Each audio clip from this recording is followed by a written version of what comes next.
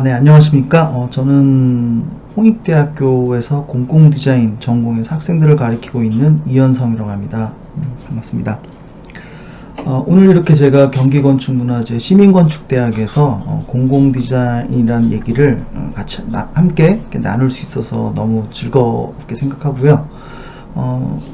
이게 좀 어려운 개념일 수도 있는데 우리 사회에서 지금 공공디자인이 굉장히 많은 역할을 해나가고 있습니다. 그래서 오늘 이 시민건축대학에서 이러한 내용들을 여러분과 제가 아주 쉽게, 최대한 쉽게 좀 설명을 드리도록 하겠습니다. 그래서 제가 제목을 도시건축 위드 공공디자인이라고 정했습니다. 위드 코로나처럼 앞으로 이제 공공디자인 함께 가야 되기 때문에 이게 도시건축이 우리 그 안에서 어떤 식으로 이게 접목돼서 가고 있는가, 이런 것들을 우리가 한번 살펴볼 의미들이 있다고 생각을 합니다. 여러분, 공공디자인이 세계에서 유일하게 대한민국에서 법제화되어 있습니다. 세계 최초로 공공디자인을 법제한 나라가 대한민국이고, 사실 도시재생사업과 더불어서 여타 영역에서 굉장히 관심있게 보고 있는 부분입니다. 사실 디자인하는 건 민간 영역에서 이렇게 주도하고 만들어져가는 과정들인데, 우리 대한민국에서는 이 공공디자인이 국가 주도의 정책적 사업으로 지능종합계획 같은 걸 통해서 돼가고 있습니다. 사실 공공디자인이라고 하는 용어는 2005년 겨울, 한 15년 전에 그 국회에서 이제 국회 문화공공디자인 포럼을 통해서 용어가 만들어졌어요. 디자이너들이 만든 용어라기보다 정책적인 관점에서 좀 만들어진 단어이기도 합니다. 그 의미는 사실 공공디자인 이전에는 우리나라의 디자인 정책은 사실 산업디자인 정책이었습니다. 산업경제 발전을 위한 수단으로 디자인을 활용을 하고 그것들이 이제 기능적, 경제적, 미적 가치를 좀 추구하면서 경제 발전을 위한 수단으로 활용되어 왔습니다. 그게 1977년에 이제 산업디자인진흥법이 만들어지면서 우리에게 이제 디자인이라는 것이 이제 들어왔죠. 40년 후 2015년, 16년 그 사이에 우리나라에서는 공공디자인 진흥에 관한 법률이 만들어집니다.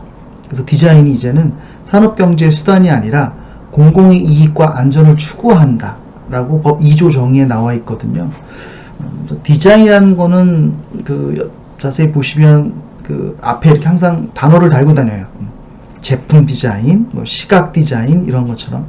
그래서 그 앞에 붙은 어휘들은 그 시대가 필요로 하는 어떤 사회적 가치를 담고 있다고 여러분 이해하시면 좋을 것 같습니다.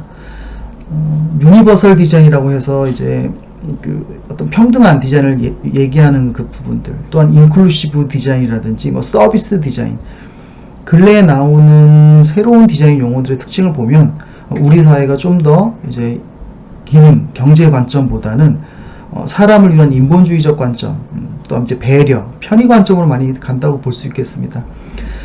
따라서 이러한 공공디자인 진흥법을 통해서 국가에서는 진흥종합계획을 수립해서 향후 우리의 디자인이 추구해야 될 방향을 이렇게 설정하였습니다. 생활 안전을 위한 디자인, 모든 이를 위한 배려 디자인, 생활 편의 디자인, 생활 품격 디자인, 또한 이것들을 행정이나 공공기관을 실행할 수 있는 운영 관리에 대한 기초가 튼튼한 공공 디자인이라는 5대 전략을 가지고 있습니다.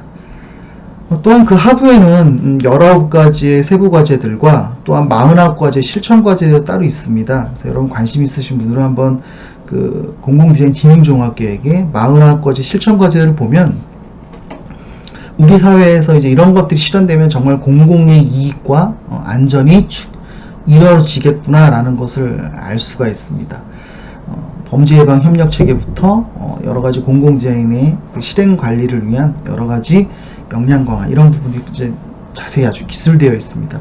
어쨌든 공공 디자인이 이 도시 공간 또한 건축 공간에서 구현할 수 있는 가장 큰 장점은 경제적, 미적, 기능적 이러한 가치보다도 물론 그것도 중요하게 생각합니다만 공공 가치를 가장 우선시 둔다는 거죠. 그래서 공공 디자인 사실 예쁘진 않아요.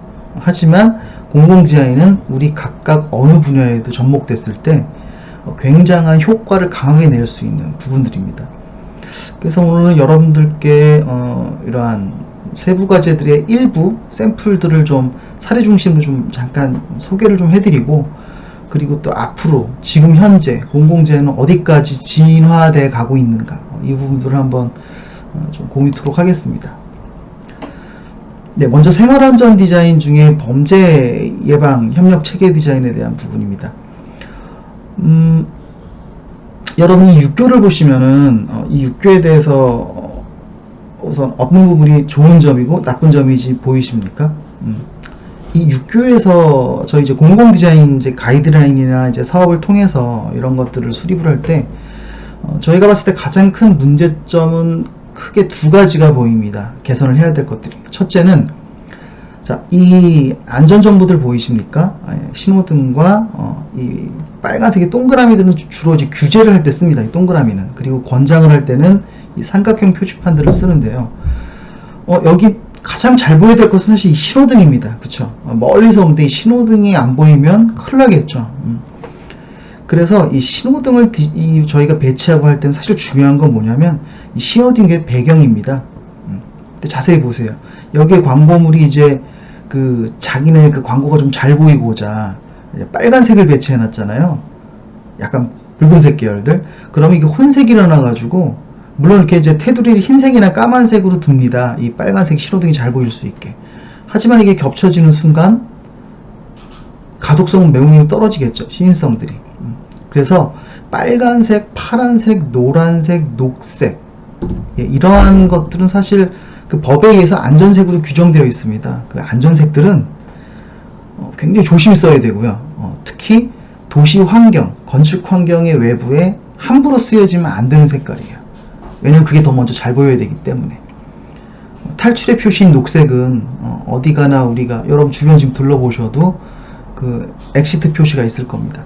그 탈출구의 표시를 녹색을 잘 보이게 하는 여러 가지 과학적 의미가 다 있거든요. 하지만 그 배경 색깔을 녹색 벽으로 해놓는다든지 이런 식으로 하면은 굉장히 위험하겠죠. 두 번째 문제는 바로 이 은폐 공간의 형성입니다.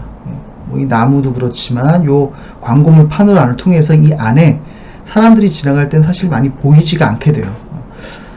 사실 이게 범죄에 직접적 연관이 있을까라고 하지만 사실 의도된 범죄를 이런 디자인을 막을 수는 없지만 잠재적 범죄자들의 의식을 굉장히 이렇게 경계를 주거나 저하시킬 수는 있습니다. 그래서 이 은폐 되어 있지만 않더라도 이 밑에 많은 차들이 다니기 때문에 이 육교 공간에서는 개방된 자연감시라고 합니다. 이렇게 자연감시가 이루어질 수 있는 그런 것들은 잠재적 범죄자의 심리적인 압박감을 굉장히 낮춥니다. 그래서 이러한 것들은 사실 공익의 목적, 공공가치를 위해서는 굉장히 좀 규제돼야 되는 부분이겠죠. 그래서 요즘에 나오는 건널목들의 디자인들을 보시면 이렇게 되어 있습니다. 사실 이 수평의 라인들, 뭐 요게 이제 뭐 밟고 올라갈 수 있니 없니 뭐 이런 말도 있는데, 사실은 이 수평은 굉장히 그 사람 심적으로 평온한 느낌을 줍니다. 그리고 규제나 억제를 할 때는 세로 살들을 많이 쓰거든요.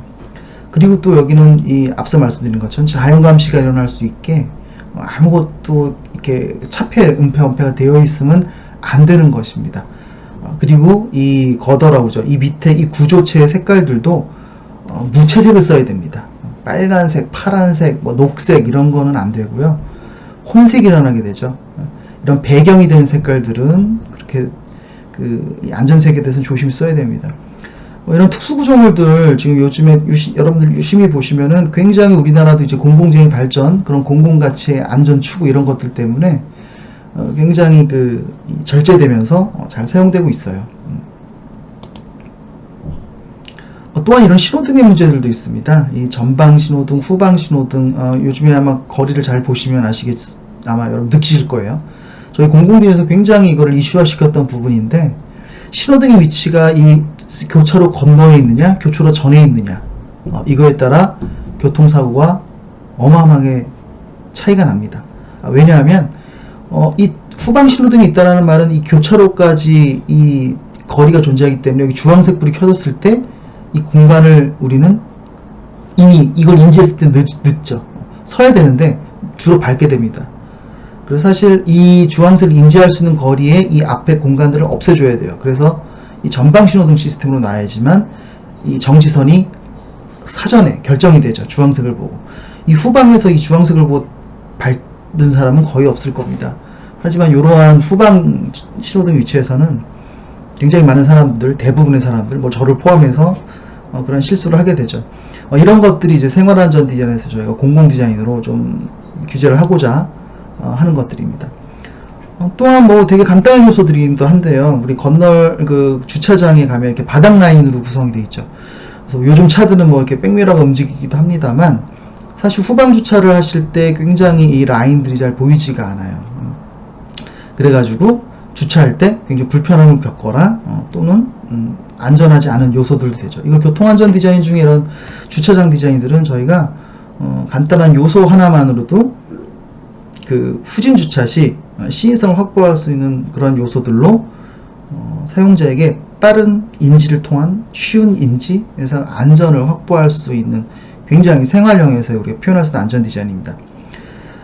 이처럼 공공 디자인은 어떤 어려운 형태적인 모양이나 우리가 시감적, 그러니까 눈으로 봐서 와 예쁘다 라고 하는 그런 디자인 측면보다는 사실 그 이면에 숨겨져 있는 심리적이고 행태적이고 좀 더 인문적인 관점에서 요소를 많이 구현하고자 합니다. 물론 나온 결과물들은 별 큰 차이가 없습니다만 공공디자인 계획을 통해서 이제 저런 것들을 중점적으로 수립을 하게 되죠. 여러분들 잘 아시겠지만 이 도로공사가 요즘에 이제 공공디자인에 어마어마한 투자와 이게 아주 바람직한 방향으로 많이 가고 있어요. 제가 아는 한 그 우리나라 그 공사들 중에 아마 도로공사가, 한국도로공사가 이러한 공공디자인에 굉장히 적극적인 그런 실행을 하고 계신데, 이 세이프 트레인도 마찬가지입니다. 텍스트보다는 어떤 이미지나 픽토그램, 다이어그램들이 4배 이상의 인지 효과가 빠르고요. 오른쪽으로 빠지시오 이 글자보다는 이 오른쪽에 화살 표시, 이게 더 빠르다는 얘기죠. 근데 멀리서 봤을 때는 그러한 그림보다 더 빨리 인지되는 것이 사실 색채입니다. 색채. 그래서 공통적으로 약속된 색채들은 어마어마한 효과를 가지고 있어요. 앞서 말씀드린 안전 색채처럼 우리 사회에서 색들은 굉장히 공통된 약속으로 잘 활용돼야 됩니다. 이러한 것처럼 핑크색과 녹색, 첫 번째 갈라지는 길, 두 번째 갈라지는 길, 이런 것들을 통해서 우리 안전 디자인들을 많이 이제 공공디자인 통해서 저희가 보여줄 수 있죠. 이러한 요소들도 마찬가지입니다. 앞서 말씀드렸죠. 이러한 녹색의 표시들이 이러한 그 펜스에 굳이 설치된 색깔로 표현될 필요가 없습니다. 눈에 너무 잘 띄지 않습니까? 사실 녹색은 자연의 색은 아니에요. 이거 보시다시피 녹색과 까만색이랑 복잡한 색깔들이 섞여 있는 게 사실 자연의 색이지, 이 녹색의 단색은 굉장히 눈에 잘 띄는 색깔이에요. 노란색, 빨간색만큼. 근데 이 문제는 뭐냐면 이 뒤에 교통 표지판도 잘 보이라고 녹색으로 해놨습니다. 근데 이게 같은 녹색이다 보니까 이게 혼색이 나죠. 그래서 이렇게 좌회전 하다가 이 교차로에서 굉장히 늦게 인지되기 때문에 위험할 수가 있어요. 그래서 공공디자인을 통해서 이렇게 개선을 해야 됩니다. 그러한 명도가 낮고 채도가 낮은, 이게 단순히 보면 칙칙해 볼 수 있습니다만 우리 공간, 도시와 건축 공간 안에서는 굉장히 잘 주변과 어우러지면서 눈에 띄지 않는 색깔이 될 수 있어요. 그리고 이 파란색은 유도의 의미를 가지고 있습니다. 그래서 도로의 선형이 어떻게 생겼는지 유도의 선형을 줘서 곡선주로해서 이 사전에 운전자들이 편안하게 인지해 줄 수 있는 그러한 형태들을 띄게 합니다. 또한 이제 누구나 걷기 편한 이 공공디자인에서 이제 모두를 위한 디자인의 안에 누구나 걷기 편한 조성이 추진과제로 들어 있습니다. 자, 걷기 편하다는 건 사실 기능적인 관점도 있습니다만 다양하게 안전이라든지 어떤 공유 공간의 관점으로도 해결할 수 있는 가능성이 있습니다. 바로 이러한 예죠. 자, 이러한 거리가 보십시오. 이제 보도, 차도 명확히 구분되어 있어서 이게 더 안전할 것 같습니다만 차도와 보도가 명확히 구분된다는 것은 차도에서의 자동차의 권리, 보행자의 권리가 너무 명확하게 구분되기 때문에 혹시라도 차량이 보도로 왔다든지 보행자가 길을 걷는데 차도를 들어갔을 때는 굉장히 이 갈등 구조가 생길 때가 많아요. 그래서 도로의 권리를 없애고 의무만 부여하는 개념입니다. 바로 공유공간이라는 개념인데요. 도로 안에 사실 이게 차도인지 인도인지 구획이 안 돼 있죠. 이게 같은 패턴으로 통일화되어 있기 때문에. 자, 이럴 때는 어떤 현상이 생기냐면 의무감만 생기게 됩니다. 이건 아스팔트 길도 아니고 인도길도 아니기 때문에 자동차들은 내가 이리로 가도 되나라고 하는 의심을 품으면서 가게 되고, 보행자들 또한 차량과 같이 공간을 쓰기 때문에 오히려 조심하게 돼서 차량 속도 자동으로 저감이 됩니다. 서로 조심하게 되는 거죠. 자, 이건 굉장히 선진의식을 가져야지만 되는 도로의 디자인입니다. 그래서 아마도 이제 3만 불이 넘은 우리나라에서도 이러한 시민의식이 굉장히 높아진 어떤 이런 도로들이 앞으로 나타나지 않을까 싶고요. 또 이제 장애인 고령자를 위한 문화생활을 위한 유니버설 디자인 헤라가 우리 또 공공재원 전략 중에 하나입니다. 그래서 그러한 것들을 통해서 저희는 이러한 것들을 생각하게 되죠. 해수욕장에서 우리가 그 레저 생활을 즐길 때 어떤 분들이 그 생활을 즐기지 못할까? 배제된 자들은 누굴까? 그 배제된 자들을 고민하다 보면 해결책도 나옵니다. 그래서 휠체어를 탄 분과 그의 가족이 함께 해수욕을 할 수 있는 이런 물속에 이 휠체어길을 살짝 만들어드려서 안전하게 즐길 수 있게 만들어드리는 거죠. 또한 휠체어에 튜브를 달아가지고 물 위에 둥둥 떠서 친구들과 함께 놀 수 있는 이러한 것들이 정말 저는 그 공공 디자인의 가치, 또한 기존에 우리는 생각지 않고 경제적 또한 이제 기능적 관점에서만 또 일방적 관점으로 저희가 이렇게 추구해왔던 디자인의 가치가 훨씬 더 향상될 수 있다고 봅니다. 우리나라에서도 이제 양양해수욕장이나 어떤 여타 해수욕장 이런 것들이 이제 도입이 되고 있습니다. 또한 생활편의 디자인 중에 길찾기 쉬운 도시라는 개념이 있습니다. 길찾기 쉽다라는 거는 여러분 이 길을 쉽게 찾게 해드린다 뭐 이런 것도 있습니다만 모든 것을 사용자 관점에서 배려하는 거죠. 아주 쉬운 예를 하나 들겠습니다. 여러분이 여기서 시청까지 여러분이 길을 찾아간다고 보세요. 지하철역을 내려서. 그러면 주변 사람에게 어떻게 여쭤보죠? 시청까지 여기 얼마나 걸리죠? 어느 방향이죠? 이렇게 묻죠. 근데 우리의 도심지 안에는 사인물을 자세히 보면 시청까지의 거리가 단순히 메타로만 표현되어 있어요. 이쪽으로 가면 시청 1500m, 800m. 여러분 800m 대충 감이 오세요? 몇 분 걸어야 될지? 근데 여러분 3분 걸어야 된다. 이건 감이 오십니까? 여러분 450m 평균 한 450m에서 500m 걷는데 한 5분 걸립니다. 그래서 그걸 보통 아주 편하게 걸을 수 있는 보행거리라고 보거든요. 그래서 5분 안에 도착할 수 있는 지점을 이렇게 영역을 표시해 드리는 거죠. 그러면 여기서 위치를 보고서 아, 내가 걸어가야겠구나, 저기는 버스 타야겠구나, 이러한 생각들도 하게 됩니다. 어떤 이러한 선택권이나 그 지역을 편하게 알아낼 수 있는 그런 정보들을 제공해 드리는 것도 매우 중요하다고 생각을 합니다. 그러한 관점에서 요즘에 여러분 그 지하철 타시면은 아마 그런 것들 느끼셨는지 모르겠는데 아마 너무 일상 속에 익숙해져서 여러분이 모르실 텐데, 사실 근래 서울 지하철이나 우리 수도권 지하철의 이 안내체계, 길 찾기 쉬운 시스템을 아마 어마어마하게 투자를 해가지고 개선이 되어 있습니다. 한 6년, 7년 전만 해도 저희 지하철에서 많이 길을 헤맸던 기억이 좀 있으실 거예요. 저도 그랬고.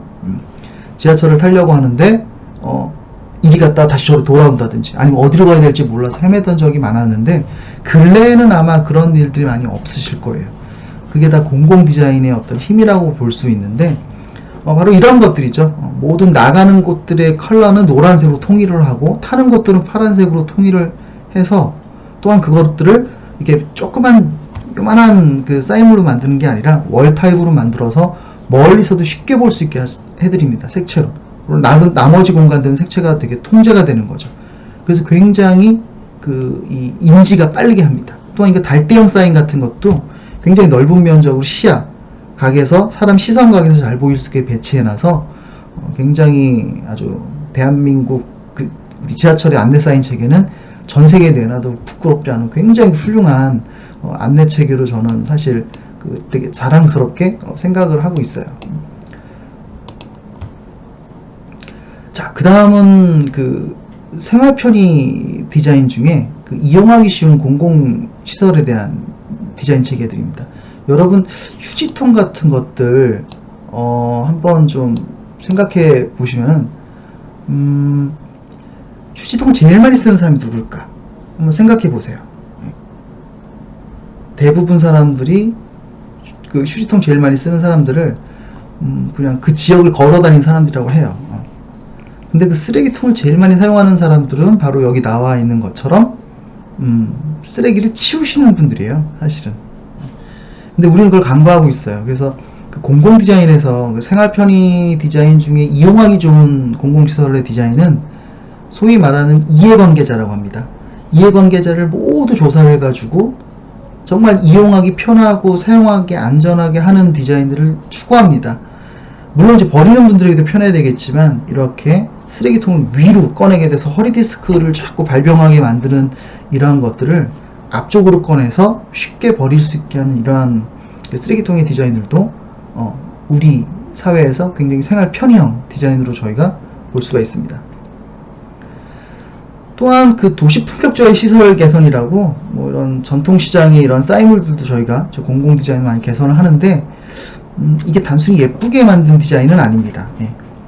정말로 도시 품격 저해를 향상시킨다. 그리고 또 이 전통 시장을 장사를 잘 들리게 해드리자. 이런 의도로 사실 주변에 이러한 그 현란한 불빛과 현란한 간판들이 있기 때문에 오히려 굉장히 시각적으로 굉장히 그 잘 보이게 이렇게 대비 효과를 주는 거죠. 대비 효과로서 이게 넓은 면이 많은 것들이 사실 여러분 이게 뭐 글자를 꽉꽉 채워서 잘 보일 것 같습니다만 이런 여백의 존재도 이 전통시장의 간판이 굉장히 더 잘 보이게 만들어줘서 이 도시의 품격을 올릴 수도 있고요. 또한 그 미적인 가치에서도 이게 향상될 수 있는 그러한 것들을 이 공공재를 통해서 많이 진행을 하고 있습니다. 또한 이 공공시각 품격 제고라고 있습니다. 그래서 우리 공공환경에 왜 그 담 넘어가지 말라고 이렇게 유리도 깨서 꽂아놓고 이렇게 창 같은 걸, 살 같은 걸 이렇게 꽂아놓잖아요.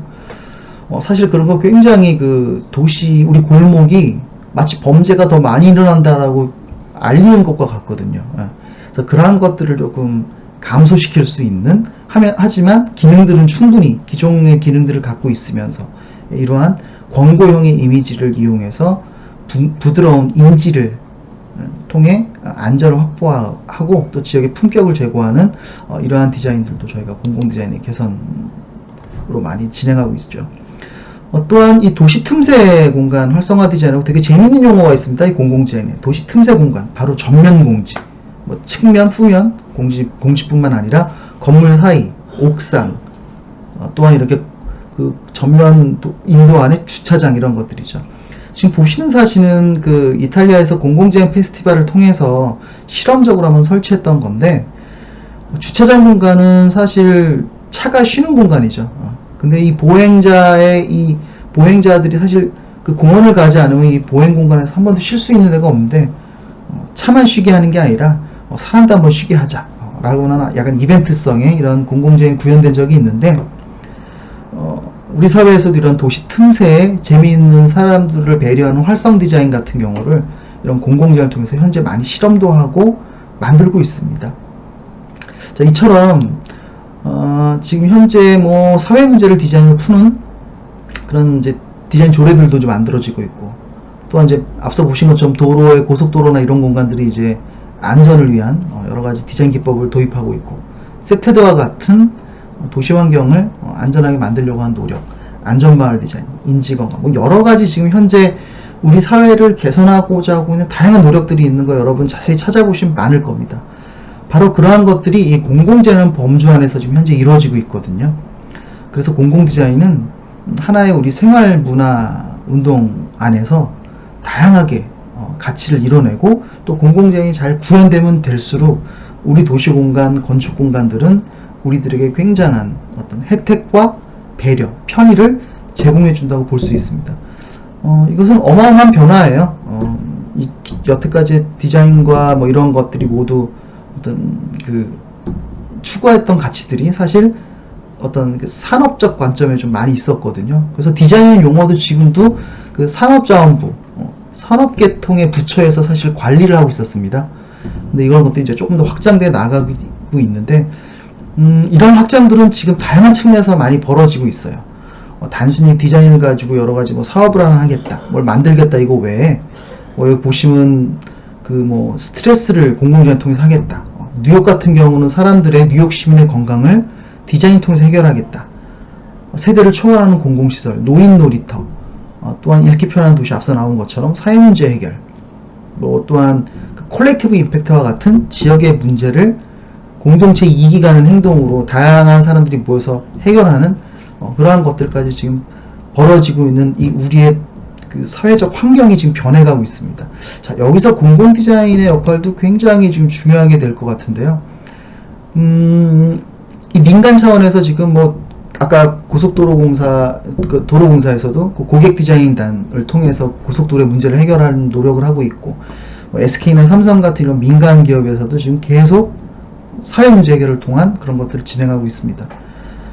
또한 서울시도 디자인 거버넌스, 뭐 카카오와 같은 그런 플랫폼들도 카카오 임팩트를 통해서 사회 문제 해결에 투자를 하고 있고, 또한 국가정책기관에서도 이런 사회 문제 해결을 빅데이터 같은 경우로 해결하고자 하는 이러한 움직임들이 있습니다. 자, 이거 저희가 굉장히 관심 있게 봐야 되는 부분들이에요. 이러한 저희가 이제 먹고 살기 편해지고 이제 국가의 어떤 발전이 이루어지다 보니까 이제 문제점에 이제 관심을 갖게 되는 것들이거든요.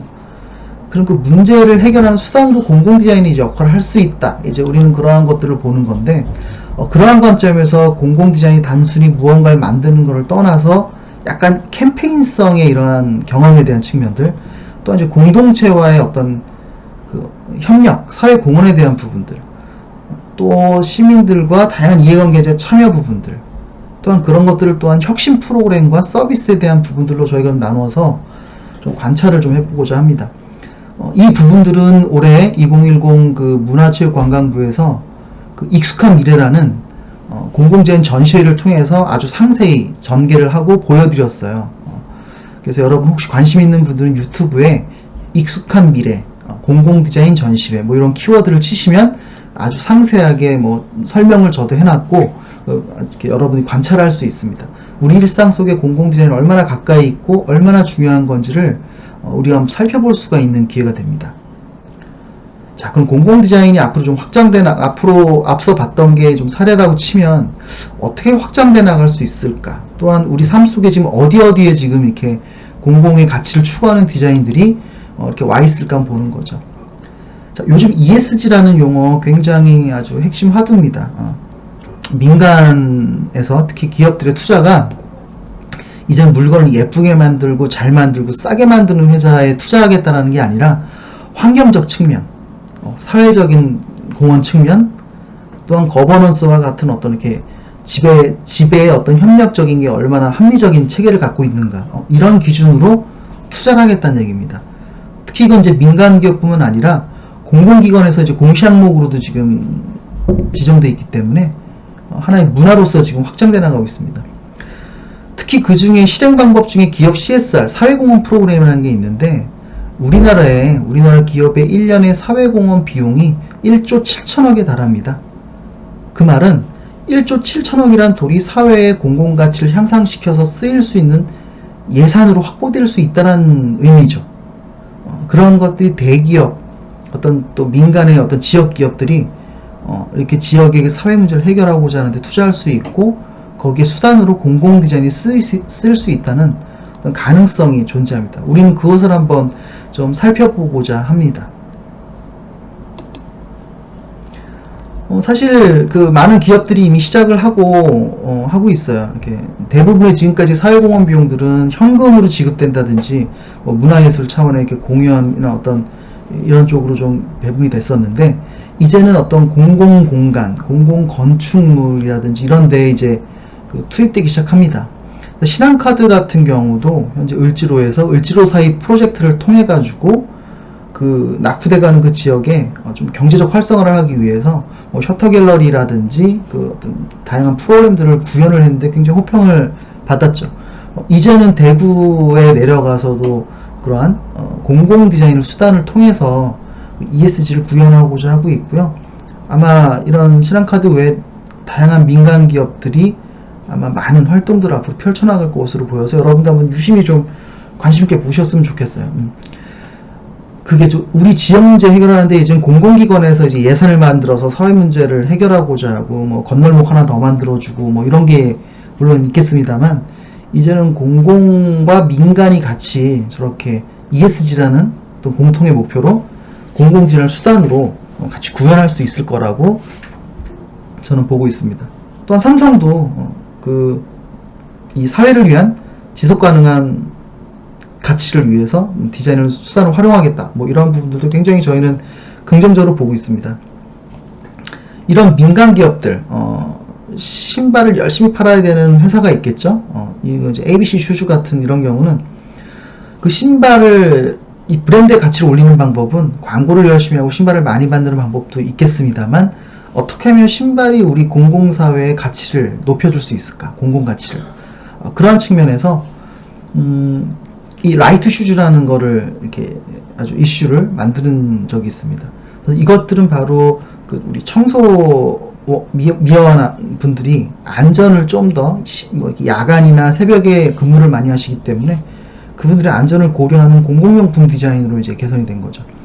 자, 이런 것들을 통해서 이제 그분들의 기부가 되고 그분들이 좀 더 안전하게 우리 주변 환경을 이렇게 정리해 주시는 역할을 해 주신다면, 이거야말로 정말 신발 회사가 할 수 있는 되게 멋진 공공 디자인의 한 예라고 볼 수도 있습니다.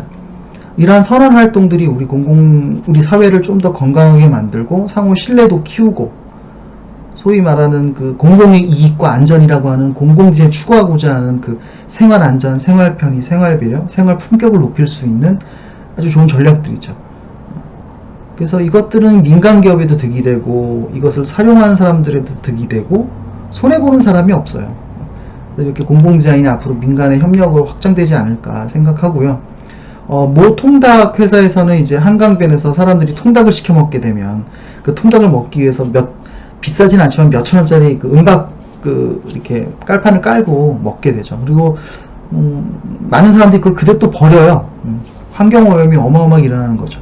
그래서 그러한 것들의 환경을 좀 생각하는 측면에서 착한 돗자리를 만들어서 통닭을 먹는 분들이 재생 크래프트지를 써가지고 그걸 먹고 이제 우리 통닭을 먹을 때 그걸 활용해서 좀 환경을 신경 쓰신 거죠. 이 예산을 투입해서. 그리고 먹고 나서 버리더라도 친환경지기 때문에 환경 오염을 조금 더 덜 오염시키는 어떤 그런 측면의 공공 환경을 고려한 공공용품 서비스 디자인을 민간 기업이 ESG 관점에서 진행했다는 말씀입니다. 현대자동차는 대기업들은 이런 것들 많이 하고 계신데요. 차카차카 놀이터라고 시각장애 아이들이 운전하면서 놀 수 있는 놀이터를 만든 적이 있어요. 굉장히 재밌죠. 시각장애우가 앞을 보지 못하는데 운전할 수 있게 하는 저런 배려 차원의 그런 것들도 굉장히 훌륭한 공공재생 관점들이고요. 이건 아까 말씀드린 그 신한카드의 공공공간 활성화의 을지로사의 프로젝트고, 이제는 그 지역과 그 사회공헌 협약식을 통해서 포화된 이윤, 어떤 그 대기업들의 이미 어떤 잉여 이윤들이 이제는 어떤 다른 개인들의 그 이윤으로 돌아가는 것이 아니라 그것이 사회 가치로 이렇게 환원될 수 있게 하는 좋은 문화들이 지금 잘 형성돼 가고 있습니다. 또한 카카오와 같은 우리 삶에 굉장히 가까이 들어와 있는 이러한 플랫폼들은 큰 장점을 가지고 있죠. 그 플랫폼 기반으로 서로 연결이 되고 만날 수 있고 하는 굉장히 정말 플랫폼, 기차 플랫폼처럼 A와 B를 만나게 하는 그 매개체로서의 아주 큰 가치를 갖고 있습니다. 따라서 그러한 큰 매개체들은 사회의 공익성을 위해서 노력을 많이 하셔야죠.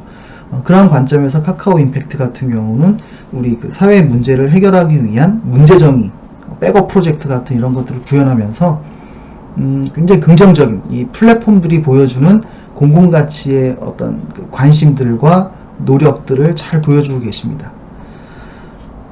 또한 그 도시공간 안에 이것들은 자동차 중심들의 도로들을 우리 사용자, 보행자 위주로 많이 바꿔가고자 하는 이런 운동들은 선진국에서 많이 일어나고 있어요. 무엇보다도 임시적인 시설들, 사실 이 도로 공간 안에 이런 걸 만든다는 건 무단 시설들이거든요. 그래서 주로 주민들, 시민들이 힘을 합치고 또 임시적으로 이런 거를 이렇게 합의를 봐서 임시적으로 설치해가지고 굉장히 주변의 어떤 여론이나 아니면은 사람들의 필요성들을 이제 검증을 받는 거죠. 저런 것들을 테스트를 통해서. 그 다음에 또 철거를 합니다. 그래서 애자일이라는 뜻이 굉장히 신속하고 빠르게 넣었다 뺐다 이렇게 하는 거거든요. 임시적이고. 그런 것들이 반복되면은 이것들의 필요성을 느끼기 때문에 이게 영구적 시설로 될 수 있는 가능성이 굉장히 커요. 여러분들 요즘에 건널목에 가보시면 이렇게 폭염 대비 그늘막 돼 있잖아요. 이렇게 쉘터가 하나 있잖아요, 건널목에. 사실 그거 예전에 무단시설물이었어요, 그것도. 그래서 임시적으로 설치하는 조건으로 해놨는데, 그것들의 필요성이나 어떤 검증이 이러한 일반 공간 안에서 무단시설이지만 그걸 통해서 이제 공공성을 확보하게 되면서 이제는 도시 공간 안의 공식시설, 행정안전부의 공식시설물로 인정을 받게 되는 그런 사례도 일례가 되겠습니다. 앞서 보신 내용의 한 예죠. 이 사람들이 모빌리티라고 합니다. 편안하게 접근성을 강화시켜주는 것들. 이러한 것들이 굉장히 공공주에 저희가 중요하게 보는데, 그 접근성을 강화시켜준다는 거는 그 안내 체계, 사람들이 이제 아까 지하철이나 안내 사인, 몇 분 거리에 뭐가 있는지 읽기 편하게 만들어지는 것도 있고, 물리적으로 접근하는데 문제가 없게. 그래서 소위 말하는 이걸 BF라고 합니다. Barrier Free. 그래서 장애물이 없게 만들어주는 것, 단차가 없게 만들어주고, 하일이라든지 어떤 이 목발 같은 게 빠지지 않게 틈새를 만들어주지 않고, 특히 바퀴를 이용하는 유모차라든지 자전거, 또한 휠체어 같은 것들이 어디든지 편하게 갈 수 있게 만들어드리는 이런 것들이 바로 아주 훌륭한 공공장소, 공공건축에 적용돼야 될 공공디자인의 요소들이기도 합니다.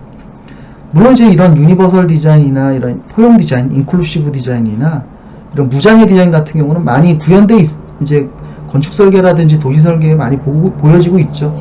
공공 디자인은 아예 목적 자체가 이런 것입니다. 그래서 이것들에 아주 극단적으로 어디까지 우리가 이것을 더 포용적 접근성을 향상시킬 수 있는가, 소리를 이용해서, 시각을 이용해서, 물리적 요소를 이용해서 이런 것들을 최우선 가치로 두는 디자인 영역이라고 이해해 주시면은 아마 좀 빠르실 것 같아요. 그래서 이건 사실 되게 선진형의 굉장히 해수욕장 디자인인데, 아마 이제 우리의 해수욕장들 아마 곧 이렇게 많이 변하게 될 것으로 보입니다. 또한 이동하는 버스들도 보면 우리가 기존에 본 버스는 뭐죠? 사람들을 태우고 빨리 이동해서 안전하게 내려드리면 되는 거잖아요. 네, 거기까지가 우리가 아는 버스, 기존의 버스 디자인을 할 때 우리가 구현해야 될 가치인데, 한번 이런 예는 어떠세요? 버스는 버스인데, 버스 안에 커피, 카페를 하나 만들어 놓고, 또 책, 또 조그만 영화관을 만들어 놓고, 그 버스가 이동을 할 수 있잖아요. 그래서 그런 혜택을 받으시지 못하는 분들한테 가서 일주일 동안 정차하고 있는 거예요. 그래서 커피, 아주 맛있는 다양한 카페라떼나 헤이즐넛 이런 커피들도 막 편하게 드시게 해드리고, 또한 이제 책들도 재미있는 신간서적이나 그런 것들도 보여드리고, 또 어디 음악 감상이나 영화도 좀 해드릴 수 있는 그런 것들. 사회가 공정하다라는 거는 어떤 경쟁에서의 어떤 공정한 것도 있지만, 사회적인 어떤 배려를 받지 못하는 분들에게 배려를 추구해서 사회적 안전망과 편의망, 또한 배려적인 측면에서 이들의 어떤 의식을 같이 이렇게 평등하게 만들어드리는 것도 굉장히 중요한 가치입니다. 사실 사회적으로 자꾸 위계가 나눠지고 계층화된다라는 것은 마지막에는 굉장히 갈등 구조를 많이 내포하고 있거든요. 그래서 특정 부분에서는 이런 공공 디자인은 이런 거를 배려받지 못하는 분들에게 배려하는 것들을 많이 연구를 해야 한다고 생각합니다. 특히 이렇게 버스라는 요소를 공공 디자인에서는 이러한 찾아가는 유니버설 버스로 이렇게 저희가 콘텐츠를 담고 가는 버스를 기획을 합니다. 실제로 이게 우리 지자체 공공디자인 진흥계획 안에 들어있는 내용입니다. 이런 것들을 공공디자인으로 구현하십시오 라고 이제 만들어 드리는 거죠. 공공디자인 통해서. 그 진흥계획을 왜 만들었냐면 맨 앞에서 보셨던 국가가 만든 대한민국의 이제 디자인은 공공디자인으로 진흥을 시킬 건데, 그 안에 생활안전, 생활편의, 또한 접근성, 이런 문화적 접근성, 되게 유니버설하게 가야 된다라는 어떤 그런 지침 하에 다양한 아이디어들을 이렇게 한번 만들어 보는 거죠. 이런 게 구현됐으면 좋겠습니다. 또한 도로 위에 이런 페인트 칠하는 행위는 어마어마한 무단행위죠, 사실은. 예, 쉽지 않습니다. 이게 도로법에 사실 위촉이 됩니다, 이런 것들. 하지만 옐로 카펫이라고 하는 저 요소들은 거의 30% 가까이 이 공간의 안전도를 향상시켰어요. 국회에서 이런 포럼이 2번 열린 적이 있어요. 이 옐로 카펫에 대한 어떤 효과 이런 거. 근데 거기 내용에 보면 이게 설치되기 전까지는 이 운전자들의 시야가 이 신호등을 봐야 되기 때문에 하늘, 그 다음에 이제 그 주변의 건축물, 그리고 이제 도로 부분, 이렇게 인지하는 순서가 그랬다고 합니다. 근데 옐로우 카펫이 만들어지고 나서 설문을 해보면은 첫 인지가 신호등 오른쪽에 그 노란색의 인지가 더 빨리 들어오고, 그 다음에 신호등, 도로 이렇게 들어오기 때문에 이 건널목의 위치를 알 수 있는 거죠. 사실 바닥에 그려져 있긴 합니다만 측면에 노란색으로 저렇게 안전색채로서 저렇게 구현되어 있다 보니 아이들도 잘 보이고, 또한 건널목의 위치도 저희가 쉽게 인지할 수 있는 거죠. 그런 것들이 이제 안전 디자인에서 영역성 강화라고 합니다. 스쿨존에 보면은 이렇게 암적색 아스팔트, 여기 보이시는 이러한 색깔의 아스팔트를 깔아 놓잖아요. 그런 것들이 바로 일예인데, 도로를 안전하게 하기 위해서는 그 영역을 명확하게 인지시켜 주어야 된다는 개념이죠. 이런 것들은 우리 일상생활 안에 굉장히 많이 있습니다. 요즘에도 많이 있습니다. 문이 열리는 공간이 그렇게 이 문 열리는 라인을 찍찍찍 거서 이렇게 색깔을 칠해줘서 세이프 윙이라고 하는데, 그 문이 열리는 공간에 부딪히지 말라고 하는 것도 영역성의 강화 부분이기도 하고요. 뭐 또한 이제 소방차 관련돼서 소방차가 서야 되는 부분들을 영역을 강화해주는 인지를, 그런 것들도 한 예가 되겠습니다. 굉장히 훌륭한 공공재인 사례로 보고 있고, 지금은 뭐 이마트라든지 그 동부화재라든지 이런 민간 기업들이 스스로 투자를 해가지고 지역과 함께 초등학교와 이렇게 협업으로 이런 것들을 지역에 만들고 있죠. 또한 이 서울 광역버스가 많이 쓰는 곳들은 사람들이 이렇게 줄을 쭉 쓰기 때문에 이 보행로에 굉장히 출퇴근 시간에는 굉장히 불편해가지고 뭐 다툼도 많이 있었다고 해요. 근데 이 바닥에 이러한 라인 표시, 두 개의 라인 표시로 뭐 특별히 여러분 글자 없어도 무슨 의미인지 아시겠죠? 그래서 사람들이 줄을 이렇게 씁니다. 그러면 이 가운데 통행로는 확보가 되기 때문에 굉장히 편안하고 배려되는 도로 공간을 만들 수 있죠. 이런 것들이 하나의 픽토그램, 이런 걸 통해서 공공공간의 확보를 저희가 할 수 있다는 거죠. 저희도 이게 공공간 전시회 이거를 전시를 구현을 해서 이런 거를 모르고 있던 분들에게 이 공공재의 가치들을 설명드리기도 했었습니다. 자, 그 다음은 이제 학교인데요. 마지막인데, 학교 공간의 폭력이라는 것들도 공공재를 적용해서 많이 이렇게 폭력을 저하시키기도 합니다. 사실 아까 영역성을 제가 잠깐 말씀드렸었는데, 이 공공공간의 모호한 공간 기능, 여기가 이 공간이 뭐죠, 여러분? 예를 들면 이 공간, 여기는 쉼터도 아니고 뭐 아무것도 아니죠. 이러한 틈새 공간들 중에 기능성, 장소의 어떤 장소성이 불명확한 공간들이 주로 이렇게 많이 슬럼화가 되고 문제가 많이 생깁니다. 지금 우리 도시공간도 마찬가지예요. 건축공간, 도시공간 안에서도 장소성이 기능이 명명이 제대로 되지 않은 공간들이 모호한 어떤 역할로 슬럼화가 되기 좋습니다. 그래서 저런 공간들은 명확한 기능성을 부여해준다든지 어떤 컨텐츠를 부여하는 거예요. 지금 보시는 것처럼. 이런 폭력이 많이 했던 공간 안에 어떤 특정 공간의 기능성을 확보해주고, 특히 여기 이제 중학교니까 중학교 아이들이 넘치는 에너지를 쏟아낼 수 있는 기능들이면 더 좋겠죠. 현실적으로 폭력이 줄어듭니다. 거의 10% 가까이 학교 폭력의 횟수라든지 이렇게 줄어드는데, 이러한 것들도 저희가 이 공공 디자인을 학교 공간에 접목시킬 수 있는 하나의 일예가 되겠죠. 이처럼 공공 디자인은 새로운 디자인 영역이라기보다 기존에 있는 디자인 영역에 접목될 수 있는 되게 어떤 이렇게 융합성이 굉장히 높은 영역이고요. 특히 공공의 이익과 안전이라고 하는 것들 지금 국가 정책적으로 끌고 가고 있기 때문에 그러한 것들이 잘 우리 사회에서 이렇게 발현되길 좀 바랍니다. 그래서 기존의 디자인, 우리가 그냥 물리적 디자인에서 봤던 것들은 사실 형태를 만들었다고 치면 지금의 이제 공공재를 통해서 행태를 만듭니다. 모양이 아닌 사람들의 이 안전한 행동에 대한 모양, 행태죠. 또한 제도를 통해서 규제한다기보다는 다양한 방법을 통해서 유도를 하고요. 그래서 어떤 특정 시설물을 설치하는 것 위주보다는 가치를 구현하는 데 목적을 먼저 둡니다. 관공서에서 이렇게 계획을 세워서 이렇게 탑다운 방식으로 오는 것이 아니라 민간들 협력 모델을 통해서 실행을 하는 걸 우선적으로 하고 있고요. 또한 어떤 단일 주체가 이렇게 계획을 세운다기보단 어떤 다양한 이해관계자들이 함께 거버넌스 이뤄서 할 수 있는 쪽을 더 중요하게 보고 있습니다. 또 행정을 통해서 집행하는 방법도 있습니다만 이걸 하나의 문화운동으로 점차 확산되고 있는 추세이기도 합니다. 따라서 그런 것들을 강제로 규정한다, 뭐 겁을 줘서 못하게 한다 이런 것보단 권고사항으로서 우리 하나의 생활 문화로서 지금 확장돼 나가고 있습니다. 그래서 공공재산의 가치는 저는 개인적으로 그렇게 생각합니다. 예전에 둘의 품앗이 문화가 있었고 그런 것들이 또 한때는 우리 환경을 개량하는 생활운동으로 확산돼 왔다면 우리에게 남아있는 그런 서로 돕는 문화, 또 배려하는 문화 이런 것들, 또 근면적인 어떤 그런 측면들이 하나의 공공재생 문화운동으로 우리 지역 문제를 우리가 아주 합리적이고 협력적 모델로 풀어나가는데 그 수단이 디자인이 되는 거죠. 아주 거창한 무슨 건물을 짓고 이런 것보다 우리 도시건축 공간 안에 단순한 요소들이지만 아까 그 스틱 하나만으로도 사람의 행태들을 변화시켰잖아요.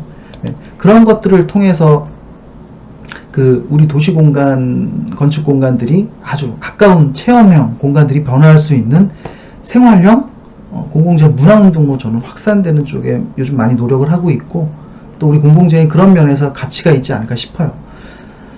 그래서 마치 뭐 위드 코로나, 지금 코로나 시대 때문에 이렇게 화상으로밖에 뵐 수도 없는 것처럼 이제 코로나와 같이 살아야 된다고 하는데 꼭 위드 코로나처럼 부정적이만 있는 게 아니에요. 위드 공공디자인도 있습니다. 그래서 우리 도시공간, 건축공간들이 위드 공공디자인, 공공디자인과 함께 한다면 우리의 다양한 공공사회는 그 공공디자인을 통해서 공공가치가 향상되는, 이미 공공디자인은 법제화되어 있고 제도화되어 있고 진흥 전환 계획처럼 아주 체계화되어 있고 굉장히 잘 구축되어 있습니다. 그런 체계들을 잘 가서 기존의 공간과 이렇게 협업만 잘 하고 실행을 한다면 어마어마한 공공가치가 구현돼서 결국은 인본주의적 관점의 우리 도시공간, 건축공간을 이루는데 일조할 수 있지 않을까 생각을 합니다. 네, 이런 경기건축 문화제에서 이렇게 우리 공공디자인을 좀 논할 수 있게 기회를 주셔서 감사하고 여러분들도 이 짧은 시간이었지만 이 공공디자인의 가치들을 조금 더 한번 좀 생각해 봐주시고 잘 적용될 수 있게 관심 가져주시기 바랍니다. 네, 오늘 제 말씀은 여기서 마치도록 하겠습니다. 감사합니다.